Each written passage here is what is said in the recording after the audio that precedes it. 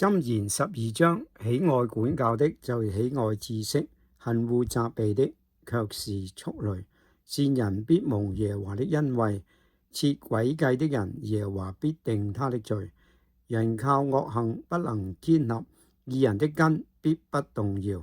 才德的婦人是丈夫的冠冕，貽羞的婦人如同朽爛在她丈夫的骨中。義人的思念是公平，惡人的計謀是詭詐。惡人的言論是埋伏流人的血，正直人的口必拯救人。惡人傾覆歸於無有，義人的家必站得住。人必按自己的智慧被稱讚，心中乖謬的必被藐視。被人輕賤卻有僕人，強如自尊，缺少食物。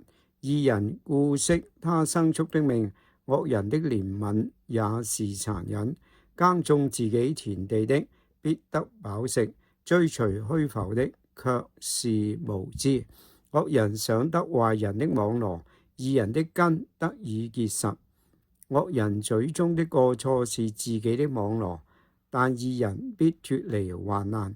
人因口所結的果子必飽得福，人手所做的必為自己的報應。愚妄人所行的，在自己眼中看為正直，為智慧人肯聽人的勸教。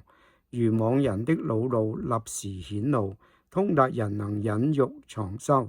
說出真話的顯明公義，作假見證的顯出詭詐。說話浮躁的如刀刺人，智慧人的舌頭卻為醫人的良藥。口吐真言，永遠堅立；舌說謊話，只存片時。圖謀惡事的心存詭詐，勸人和睦的便得喜樂。義人不遭災害，惡人滿受禍患。說謊言的嘴為耶和華所憎惡，行事誠實的為他所喜悅。通達人隱藏知識，愚昧人的心彰顯愚昧。殷勤人的手必掌權，懶惰的人必服苦。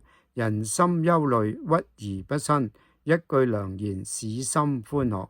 義人引導他的鄰舍，惡人的道人失迷。懶惰的人不敲打獵所得的，殷勤的人卻得寶貴的財物。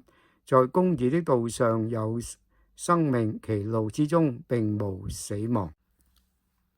箴言12章嘅屬靈教訓，智慧人生嘅穩固根基。一、喜愛管教，邁向真知識嘅門徑。箴言講俾我聽，願意接受管教嘅人呢，只能夠得着真正嘅知識。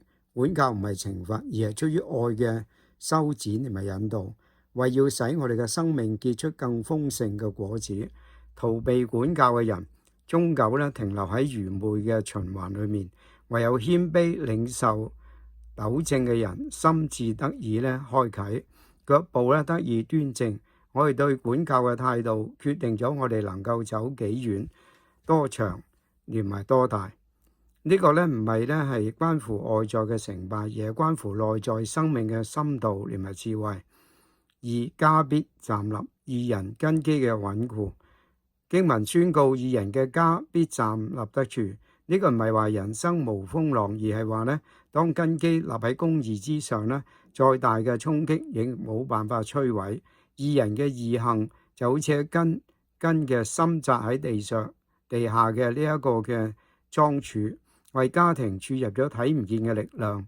誠實、勤勉、正直嘅心喺日常嘅生活裏面累積穩固嘅堡壘。今日我哋所建立嘅家庭係咪能夠喺考驗裏面屹立呢？關鍵就在於我哋係咪活喺義嘅裏面。三、言語嘅力量，建造或者拆毀嘅關鍵。箴言12章反覆嘅提醒我哋，話語帶住巨大嘅能力。愚妄人嘅語言刺人如刀，智慧人嘅舌頭卻係帶嚟醫治同埋鼓勵。我哋每一日都用呢一個言語去撒種。一句合宜嘅話能夠扶持疲乏嘅心，一句失控嘅發言卻可能毀壞長久建立嘅關係。善用言語嘅力量，唔係學會係講好聽嘅話，而係學會喺敬畏裏面說話。讓出口嘅每一句呢都帶住恩典同埋真理。親愛嘅天父，感謝你嘅話語成為我哋腳前嘅燈，求你賜我哋謙卑嘅心，喜愛並接受你嘅管教，好叫我哋喺生命上面長進，喺知識上面充足，幫助我哋活出公義，使到我哋嘅家庭得以站立得穩。亦求你掌管我哋嘅口，叫我哋嘅話語滿有從你而嚟嘅智慧同埋溫柔，能夠建造人，榮耀你。